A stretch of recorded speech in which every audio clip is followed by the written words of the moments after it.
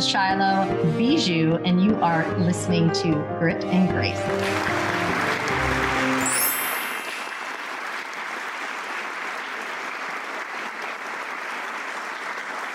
Hello, everyone. Thank you for tuning into another amazing episode of Grit and Grace. I am Shylo Bijold, and I have the incredible Bobby Del Rio with me. Let's get started. Hey. Hey, oh my gosh, Bobby, so excited. So we're just going to be transparent on here. We got this together. We were going to do a different show, and we last minute just got to know each other. So I'm excited, but I actually was reading your bio yesterday going, whoa, this is fun. So you're in Canada. I am. You're just talking about being interviewed. So Clubhouse, we talk about Clubhouse a lot. I think people who don't know what Clubhouse is, it's a great platform where you can be anybody and get on, in a room with anybody. Like when I say anybody, like Grant Cardone, Fortune 500, some of the biggest entrepreneurs in the world. And it's just a really cool platform where you can actually speak with these people. And it's a really great place to go. And I love that you kind of got in there, but you're in the film industry. You do a lot. So let's just talk about it. Where are you from originally? Is it originally Canada? Yeah, so I was born in Toronto, and then moved around a little bit. I lived in the Bahamas for a few years as a child. Then my dad did law school in London, Ontario. And then we moved back to Toronto when I was in grade 4, and I've been there ever since. Turning 44 on Sunday. Mm-hmm. So I've been here for a long time, like 35 years in a row. I was born here. So okay. Well, I'm in Duluth, Minnesota, so 3 hours away from Canada. Right. I'm pretty much an A. So you hear it. And I was just in Montreal 2 months ago, and they thought I was Canadian, then they thought I was French, and I'm like, nope, Duluth, Minnesota, that's me. So I get it. But let's talk about it. So you got started in the film industry when? Okay, the film is, so I've been acting ever since I was like a child, like 6 years old, right? But I guess like I first got an agent when I was about 19 years old. So when I was in theater school, I started doing movies for like HBO and USA Network when I was about 19, 20. So I guess I would say that's when I started in the film industry. It's about 20, 25 years ago. Okay. So you're an old pro. Here's the question that I want to know. This is just out of my curiosity. Comparing the Canadian film industry to Hollywood, what would you say? Mm-hmm. So now because of Clubhouse, I'm now repped in Hollywood as well as Canada. So I go back and forth. I was just there for a month. I mean, the biggest difference is money, but that it really, really changes everything. Like I was doing lunches in Beverly Hills a month ago, and a friend of mine closed a $40 million deal with Netflix. At the table, right? It's just like the amount of money in Hollywood it just changes everything. It changes like the culture, it changes the dynamics, it changes the business relationships. Mm-hmm. What's really interesting about Hollywood, I found, is that it's so deeply nepotistic. Like you can't get invited to a party. You're not even going to find out about screenings. There's certain restaurants you're not even going to know about if you don't have the right connections. Everybody's vetting you all the time. A friend of mine brought me to this like pretty swanky party in West Hollywood with a lot of heavy hitters. And it was funny because the person was like, well, who is he? Now, I'm one of the biggest people on all of Clubhouse, especially in film. So once she was like, oh, it's so-and-so, she's like, oh, okay, yeah, he can come. But it was like, wow, like if I didn't have status, I wouldn't have even been invited to the party. Like it's not really like that in Canada, a little bit, but Hollywood, man, every single day, I think that Hollywood can be the loneliest or the biggest party of your life, depending on who you are.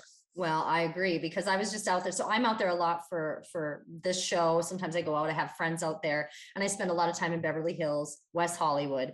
And it was really interesting, just little things like when you say you have to be vetted or you have to get in there. But I'm from Duluth, Minnesota, so it's fun for me to go out there. I really enjoy that lifestyle, and I fit in enough where I can have fun, but I'm not in the big film industry part. I'm not in the film area. Mm. So I'm not in that major, like you got to know everybody or you're not getting in, but we still have this issue. So my girlfriend got us into the Polo Lounge, which is at the Beverly Hills Hotel. I mean, it's not that big of a deal. You would think, oh, it's a restaurant, right? Well, she had to call people just to get us a dinner because we couldn't get in. We were last minute on some things. And I'm like, I don't care where we eat, but we wanted to try something different. And she's been out there forever, but she was connected to enough people and is to always get us into restaurants. But it's like that. Like, I'm not used to that. Oh, so yeah. It's kind of funny to me. I'm like, well, okay. I mean, are we going to go eat in a nice place tonight? But at the same time, so we get in there, I got to tell you the story and you can kind of maybe share an experience, but she had a hat on, but it was a beautiful hat. Like, she was dressed very nice. They're like, you can't wear a hat in here. And she's like, no, I'm not, I'm keeping it on. They're like, no, you're not going to sit down. So she agreed. She's like, fine, seat us. So we sit down, and one of our guests who showed up later had a hat on, and he was trying to be funny. He sat down, and the manager came up and he's like, you got to take it off. And he said, no, I have a medical condition. He didn't, but he was just trying to be pushy. And she's like, I'm going to get blacklisted from this place. But it's true. Like, and she did. Yeah. And of course he took the hat off. He was just trying to be funny. But at the same time, that's a thing. Like, it's a thing. You're not getting in, you're not getting in. And my brother is all about the Real Housewife culture and all the fun stuff. So we did the West Hollywood experience one night, and it's so different. And I think it doesn't blow my mind, but it's an interesting experience to people watch and to kind of watch what's going on as well when you're out there. Yeah, Los Angeles. And look, I was there for a month for the first time in my life, but I like, I'm really tapped in, like, I know some pretty major people in Hollywood now, and celebrities, and you name it, you know what I mean? So I just think it's all about status, all the time, everywhere you go, right? It's like, where do you buy your breakfast burrito? Yeah. What bar are you hanging out with? Who's your friend? And it's true, like, there's certain restaurants you're not going to be able to get into. Like, a friend of mine, I got into some restaurant because I was with people, and one of the guys, his dad is like one of the most powerful and rich showrunners in the history of Hollywood, right? So like, the cook is like hugging him, is like, oh, hey, welcome, you know what I mean? But it's like, if you don't know the right people, you can't even get in. Right. They'll just say that they're full, and they're not. But I also get it, because there's just celebrities everywhere all the time. There's important people everywhere all the time. And, you don't want to like bump into somebody and then, there's the problem. And then it's like, well, who's that? How'd they get in? And then so the blacklisting thing is very real. What's funny is that Clubhouse kind of operates the same way. Like, the green bean on Clubhouse, right? Who's the yeah. It's so crazy, but it really affects a lot of things. I will say, I have built such a large network around the world in finance and film, entrepreneurs, like Grant Cardone's a Clubhouse buddy of mine. I was joking around with him the other day, right? It's like, but there's levels to the game. Like, I'm now in like the highest level, right? So it's like, I know all the top people. We're all friends. We hang out. I have people flying to Canada from the United States for my birthday this weekend. You know what I mean? Like that's kind of where I'm at now. That wasn't the way it was, but I will say, in terms of Hollywood, Clubhouse and Hollywood are very, very similar. Not that like all the top Hollywood people are on Clubhouse. There were quite a few who are now gone because everybody's working, but the game is exactly the same. You will not get modded in a room. It's like the restaurant, like the Polo Lounge you're saying. Yeah. Right? You're not going to get into that room and get a status position unless you know the right people. You absolutely won't. That, I think, is very instructive for how Hollywood works. Exactly. So let's shift a little bit and talk about the pandemic, because you've always been around, but your career is like soaring. So what happened during the pandemic for you? Like, what were you like? What I really love, everybody's like, oh, the pandemic. There's two types of people during that moment. It was the entrepreneurs who said, I see opportunity here, and they freaking took it. Like, that's me. Like, I did more in the pandemic than I've done in years. And I'm like, I'm going to do this. I'm going to start this. I'm going to do this. Right. The movers and shakers. And then there was the people who we're all, it was fear-based. We're all going to die. I'm going to sit on it. I can't do it. Everybody, we can't do it. And I'm not putting anyone down. I'm not saying you shouldn't have stayed home. We all stayed home, but we are in the time where you can stay home and build an empire. And that's what we're talking about. So what happened that kind of, you've always had a good career, but let's talk about what happened here, because you just went soaring. Okay, what happened? Two things happened. So Clubhouse is the second thing, but the first thing was that I ended up getting a distribution deal for a feature film I wrote and directed at the beginning of the pandemic. Okay. So and that's part of the story, right? Yeah. So I wrote and directed this feature film called The Market, which is like a gangster movie about Wall Street. It's very, very vulgar, but on purpose, right? It's sort of like an accurate assessment of Wall Street. It's sort of like toxic masculinity as an allegory for capitalism. Yeah. It's a pretty intense movie. But I had peddled that movie for 5 years and I couldn't get a distribution deal. And then what happened is that content started drying up because all production got suspended when COVID started, right? Because everybody was afraid and everybody thought everybody's going to die, and a lot of people did die. Yes.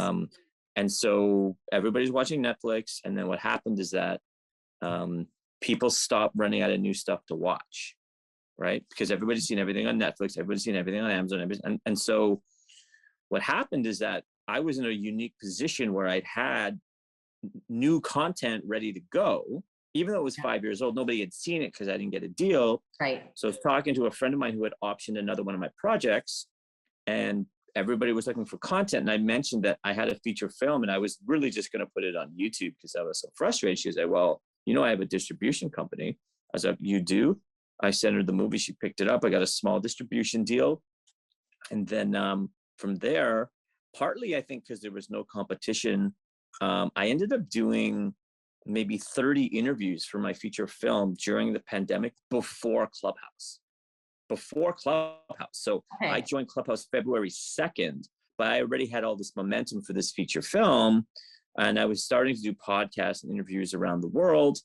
And so when I got to Clubhouse, well, I already had a sort of like big fish to like promote with a lot of momentum, where I'd just been interviewed quite a bit. I'd actually been generating quite a lot of publicity for myself in Canada, a little bit internationally when I joined Clubhouse.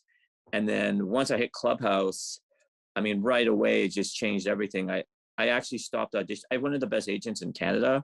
I was auditioning for Hollywood movies and Netflix series and all this stuff. I actually paused auditioning and I put 100 to 120 hours into Clubhouse every single week. So when you talk about the entrepreneurs inheriting the earth, that's exactly what it was. I was locked down too, like everybody else, right. But I was on Clubhouse 120 hours every single week. So now, sometimes these things are hard to sort of quantify, but I'm probably the most influential person on Clubhouse in film in the world. Right. If I'm not number one, I'm certainly in the top 3 people in the world. Right.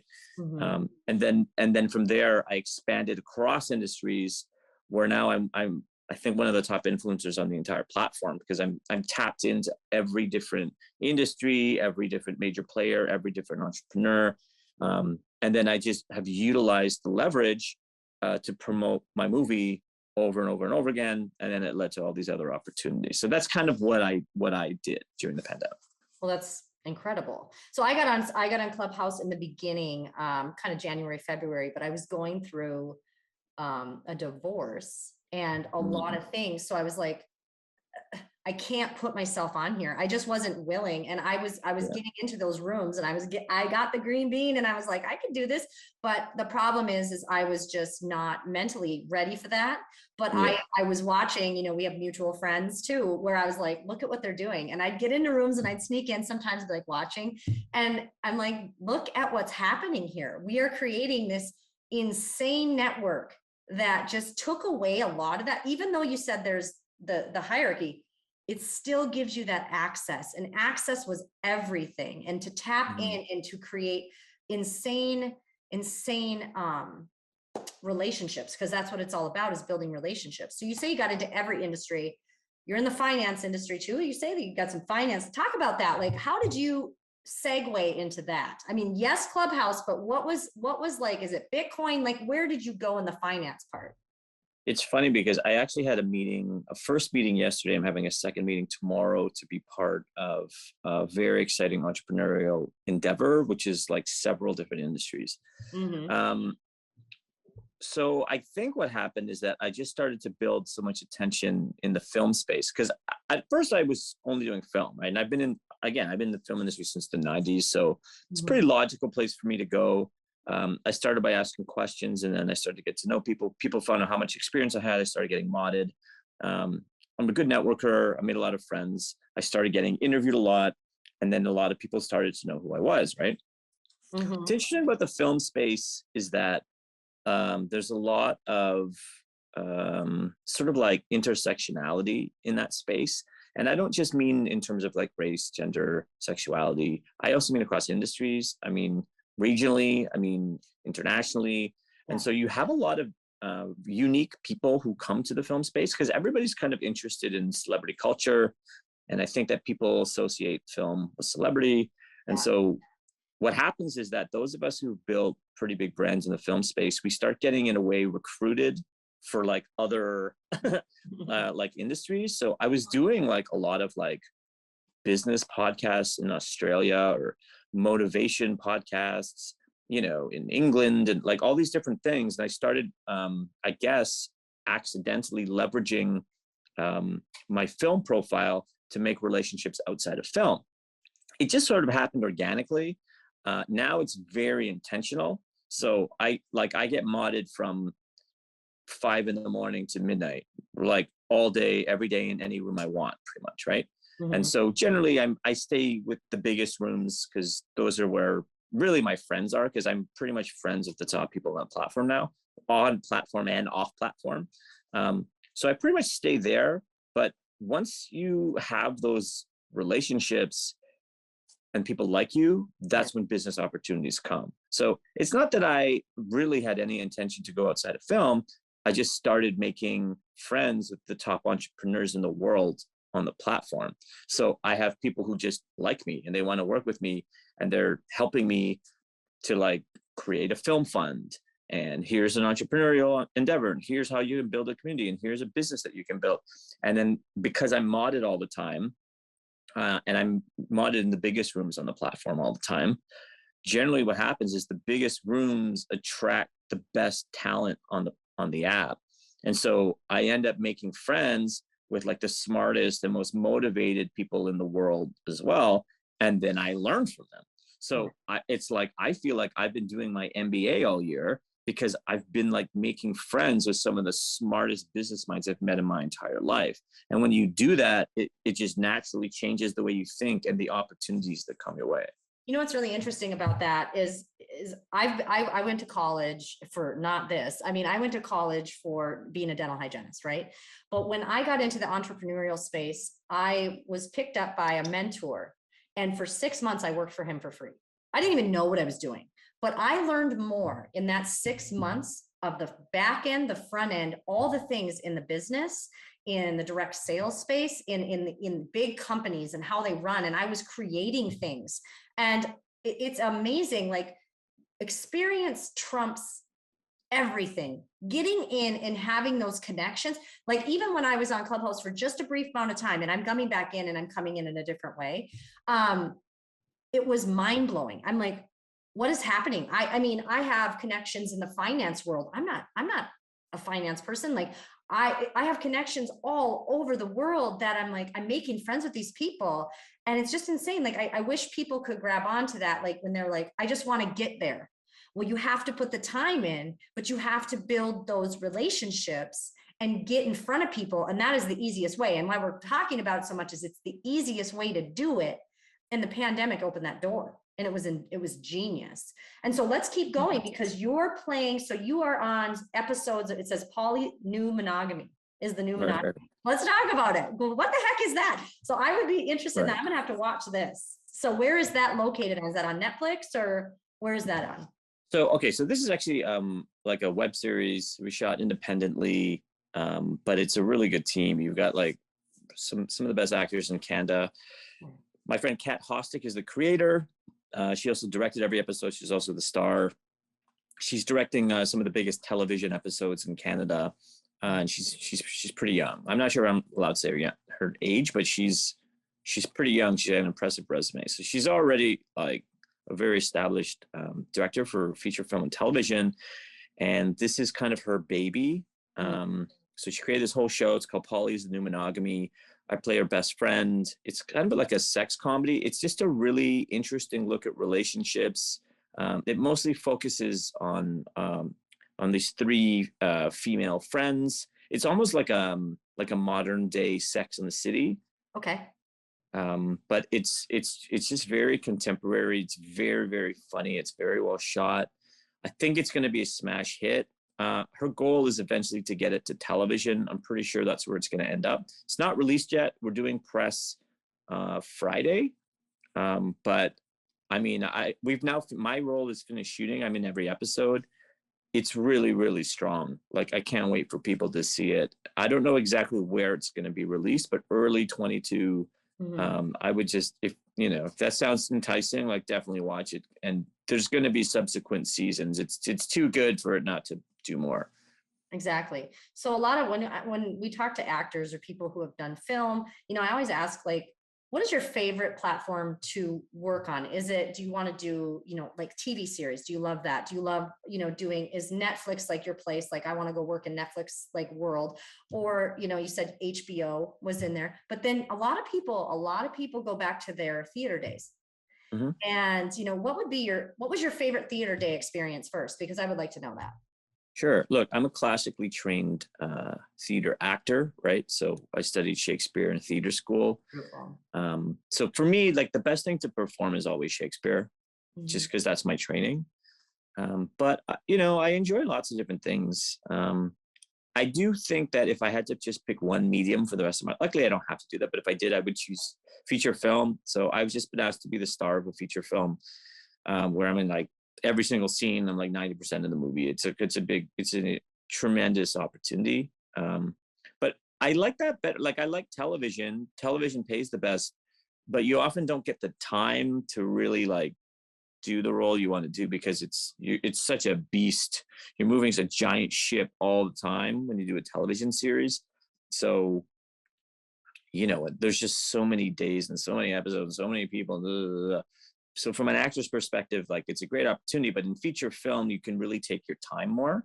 And, like, I love plays as well. Like, I love the rehearsal part, but what's frustrating for me about theater is that it's magical because it kind of only exists in this sort of ephemeral time where you're there, right? And then it's just a memory where it's magical, but it's a little frustrating because my best performances have been on stage and nobody could ever watch them, right? Maybe you could film it, but it's not the same thing. If you like a home video of whereas my feature film, I mean, literally for 5 years it's been done, and then I got a distribution deal. It's the exact same product. There are people watching it today who are like, oh my God, that's amazing. Yeah, well, it's been done for years, but you can still see the same product. You can still have that same experience. So for me, the reason I made that movie was that it was actually a play. It was my best play that I'd written and directed. And I had two choices in front of me. It's like, okay, well, I can tour my best play so people can see it in different markets, or I can learn how to make a movie, because then essentially I could tour the play by emailing you a copy of the movie. So I decided to get into movies that way. And now that I've, made movies, and I'm pretty experienced now directing film and television, I prefer to work in that medium, specifically feature film. Well, I think it's work smarter, not harder. If you think about it, like, okay, I was just listening, and my daughter brought it up today. She goes, the Mariah Carey song, All I Want for Christmas, it's back up on the top of the charts again. And it's funny because how old is that song, right? Backstreet Boys just hit like 1 billion something on, I don't know if it was crazy, but think about, that was in the 90s, right? Like 90s or 2000s, early 2000s. You can continue to, you leave a legacy when it's on film, when it's there, when people can go back. Like you said, you could have recorded it, but it's not the same experience. You don't get the same emotion. When you can listen to a song think about it, songs we love and movies we love. I love classic Hollywood. I watch old movies sometimes, and I will watch and watch and watch, and just think about that person. You almost get etched in stone, you know, like what we can do now. It's just incredible. You can leave a legacy, and it's on film. It's, you know, we all can, what we're doing right here. If, you know, the podcast goes and all of a sudden it goes viral, you know, this episode will go over and over and over. People can find it all the time. Like, it's just amazing what we have right now in this world that we can do, and that you just keep going and going. I think it's incredible. I actually think it's more than a legacy too, right? Like, I think it's sort of like a perpetual release. And I say that because I believe that my independent feature film that I made for $12,000, okay? And if you watch the film, it does not look like a $12,000 film. Every element is very well done, very professional. I believe it's the most promoted and marketed Canadian feature film ever. I don't know, like, there's not really like a book that has but I've procured about 100 interviews now for my independent feature film out of Canada, in a country with no star system. And there's a very small number of films who have put that much time into promoting one project. Partly I did it because I couldn't get a distribution deal for 5 years. Partly I did it because I became this major influencer on Clubhouse. Partly I did it because of the pandemic and I don't have any other projects. And partly I did it because of my personality. But what's really interesting is that every time I talk about the project, I'm reaching new audiences. And every time somebody new watches it, they're experiencing it for the first time. Yes. You never have to stop. You know, what's so interesting is that people will like make a film, it'll do theaters. In Canada, it's really like a week or two. In the United States, depending on the breadth of your release, maybe you'll do it a few weeks, something like that. You'll go to a streaming platform or a series of them. Maybe you get a television sale or a bunch of them. But in pretty much all cases, within 1 year, you're not talking about that film anymore. You're on to the next, right? I've been talking about my film for 11 years. Because we made the play we produced it in 2010. And so we were promoting it. Then I was trying to turn it into a movie, and we did an Indiegogo campaign, all these things. That took 5 years, made it. And then that was 6 years I was talking about the same project. And then another 5 years to try and get a distribution deal. We're talking about it. Now it's been 11 years, and people are like, oh, what's this fresh, hot, independent film that I wrote a script for 12 years ago or whatever, right? But what's so interesting is that you can keep pushing it. So this legacy is like an evolving legacy, right? It's because a legacy, generally you're looking back and go, oh, remember that? That's actually not the case, because I have a product where if I continue to promote it, I can continue to generate sales and audience and eyeballs. So really, as long as I'm alive, I can keep getting new audiences. And then even after I die, somebody else can just pick up where I left off and continue to get audience and promotion and experiences. It's a really interesting way to think. Well, it's the same with Tyler Perry. He spent years on the same project, and everyone, it went years and years and years. Nobody wanted to pick it up. And I think it was like 15 or 20 years in, and they finally picked it up. And it was like overnight success. There's no such thing. This took forever. Like when you see when somebody's passionate, you spent 11 years promoting this. You've got to be passionate. So let's go into this part. Passionate or stupid? I'm not sure which one it is. Well, either one. But you have it's almost tunnel vision, because this is what you're going to do. You have a purpose, right? So for people listening, I always want to encourage, like, you have to freaking stick to something and find what you love. Because if you don't love what you're doing, there's no point. That's why you keep quitting. Like, people just keep quitting and they go to these jobs that they hate, you know, and then they look at the crazy people like you, like me, like, they're like, oh, you're doing so well now. Wait a minute. There was 10 years, 15 years. You didn't support my ass doing anything. And now you're like, oh, you know, like it's not like that. It took a lot, and you have to go through, I always say this, you have to go through the shit to come out clean, like little Shawshank Redemption. You got to crawl through the river shit. Nobody wants to. I say this all the time, I'm a broken record, but they don't even want it. attempt it. They don't even want to get dirty. And it's like, you Mm. got to get a little dirty to come out clean. And I think that's really important to hear your story, because look at where you are. It's like all of a sudden you did all this work. It's that 3 feet from gold. Most people during the pandemic or right before would have been, oh my God, what am I going to do? Well, forget this. I'm going to try something different. Right there. You kept going and boom, you hit gold. And now look, 11 years. 11. 11 years. And now I'm repped in Hollywood. Yeah. Like, Right. hello. I've had 2 Hollywood producers who want to produce my next script. Oh, I haven't decided what I want to do yet, but I have so many options in front of me. And do you know how many times I wanted to give up, but I just never could? I never could, because I believed in what I was doing. I was like, no, this is the movie I want people to see when I die. That's how important it was to me. I gave up a lot for it. It was so hard, but I love it. I love the film, and I believed in it, and I pushed it, and I continue to push it, and it's changed my entire life. But you know, the tenacity that you need to succeed at the highest level in the world is I like what you're saying, right? You have to be willing to like scuba dive through that river of shit for years, you know? and you said you had a lot. Well, obviously we all have things that hurt or happen, you know. Sure. What do you think would be a moment where you were like, I'm done, but you didn't quit? But what was it? What was that one thing where you're like, wow, this could floor me? You know, what's funny is that I'm also divorced. Mm. And when I was looking to make my film, I remember there was somebody who said, you're going to get divorced if you make this film. And I did it anyway. And then I did get divorced. And then I remember I like, you know, the bottom dropped out of my life. Mm. And I went, what did I do?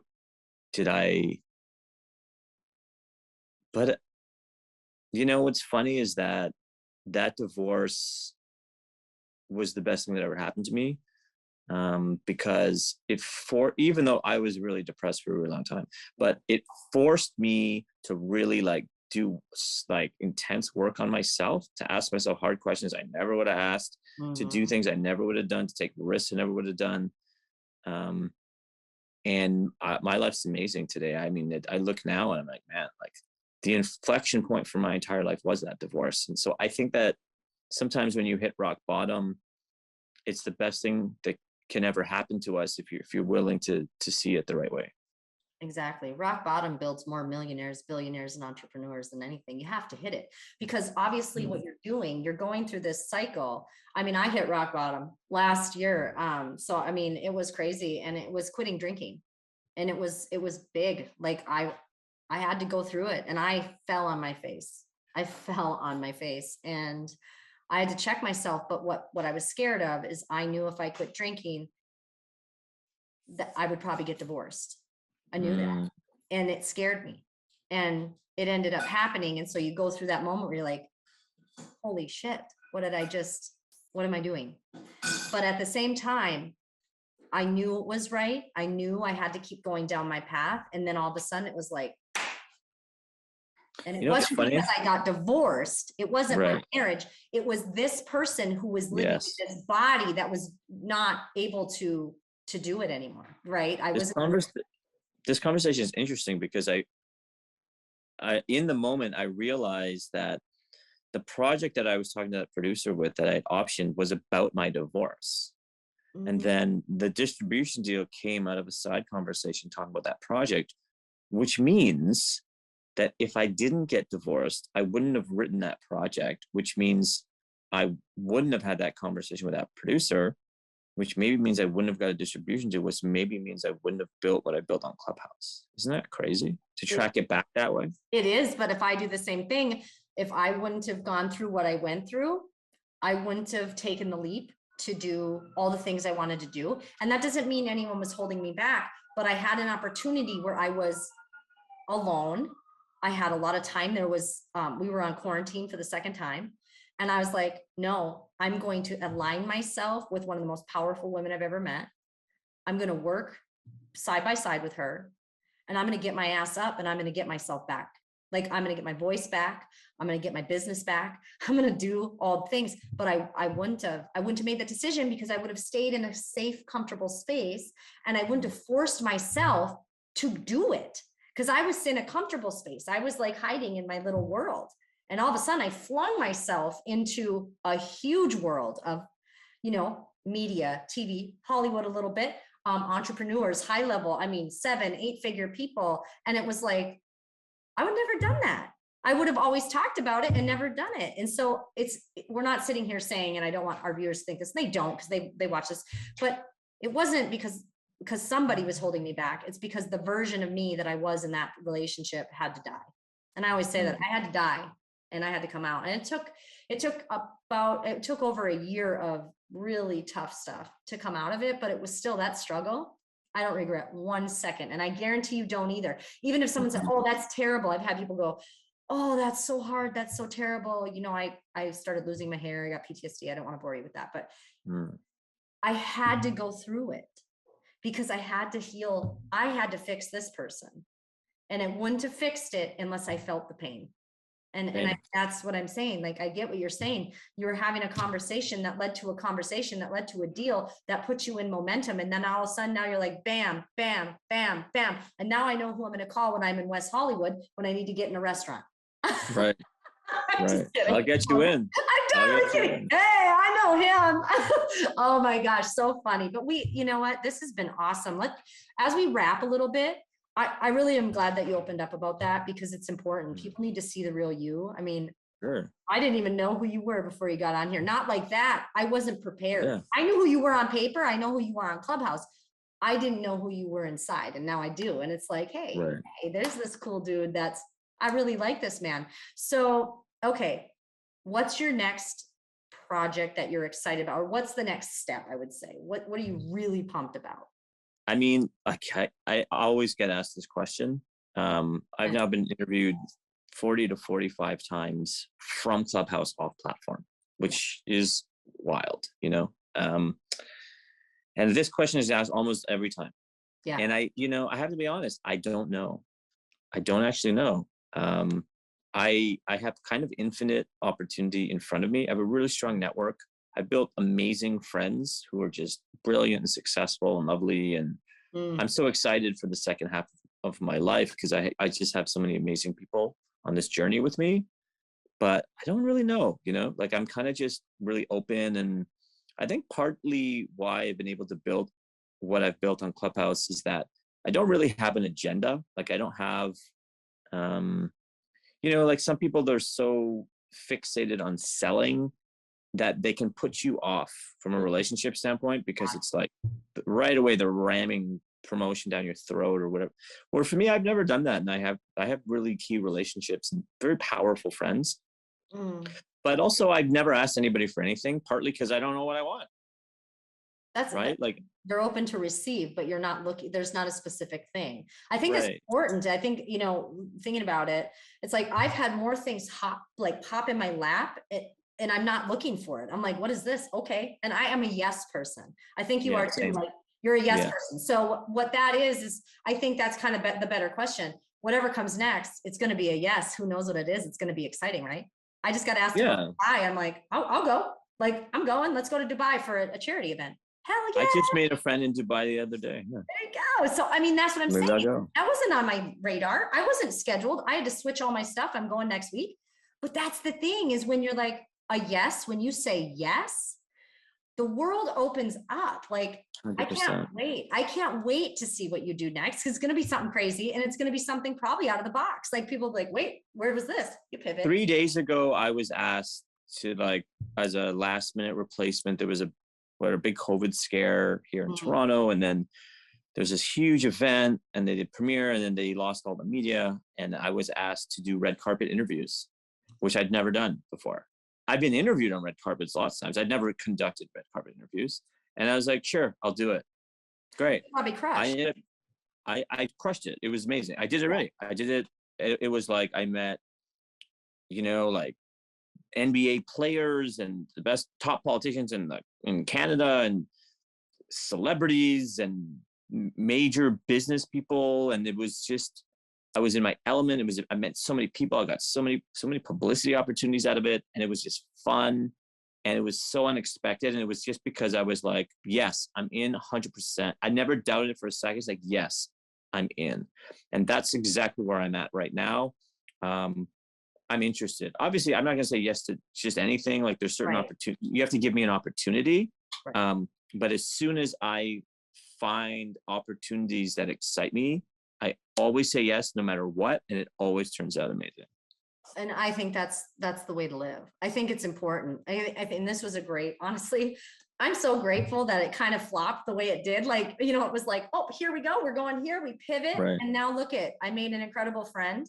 And I think you're an incredible person. And I'm so grateful that I had you on here for our viewers, our listeners, because whatever happens next, it's going to be big. You're going big. I mean, I read a bio, but when you read a bio, it's like, okay. But when you hear the person on the other end, it's important for people to understand this. When you hear somebody's passion about what they're doing, that's why you get excited about them. You can see a picture of somebody, there can be promotional clips. That means nothing to me. I get excited about people when they have conversations and they are passionate about what they are passionate about. And it's not just another interview, because this was. Thank you for opening up. So as we wrap, is there any place people can find you besides Clubhouse? Just Instagram. What's your favorite place besides Clubhouse? Yeah, I mean, Clubhouse is, I live there. Probably the best platform, you know, people want to check out what I'm doing is Instagram. It's just at Bobby Del Rio. But those are really the two. I mean, I'm pretty much on all the platforms, but I would say Clubhouse and Instagram. Clubhouse and Instagram are the best. Yeah. Okay. Yeah. And those are, I mean, that's where everybody can find anybody. I just want to make sure there isn't like a website or anything like that, because this has been an incredible episode. Thank you, Bobby. Say yes, everyone. Say yes to Bobby Del Rio and get on his Insta, get into Clubhouse and listen to what he has to say and all those people that are on there with him. And this has been another incredible episode of Grit and Grace. I'm Shylo Bijold, and I'll catch you next time. Glutathione is a big word. It's the body's own master antioxidant. It's a scavenger for free radicals, bacteria, and viruses. There are no products in the market with the ingredient NASET. NASET increases the production of glutathione that's in our body already to strengthen and enhance our immune system, elevate sense of well-being, support muscle strength and endurance, cognitive function, and liver support. It helps with increased energy and blood sugar regulation. Get your bottle of GSH Plus from www.salvationnutra.com.